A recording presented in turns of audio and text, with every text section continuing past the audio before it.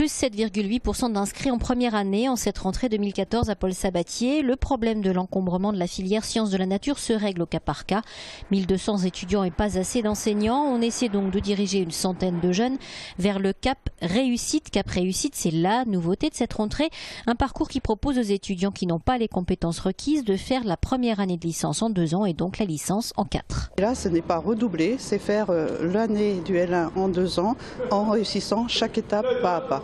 Donc ils ne sont pas en situation d'échec, ils vont acquérir progressivement les crédits, comme on dit, les unités, et dans une situation de réussite. Aux accusations portées par l'UNEF, le principal syndicat étudiant qui dénonce une rentrée sans moyens et un déficit de l'université de 3 millions d'euros, le président répond que 14 créations de postes d'enseignants ont été réalisées et que d'autres ont été demandées auprès du ministère de l'Enseignement supérieur et de la Recherche.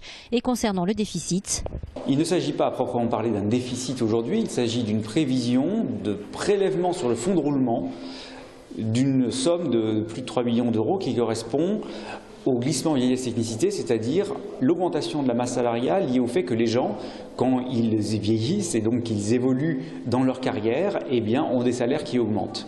Donc, nous demandons à ce que cette somme-là, qui ne dépend pas de notre responsabilité, soit compensée par l'État. Et c'est pour ça que techniquement, nous le faisons sous forme d'un prélèvement sur le fonds de roulement.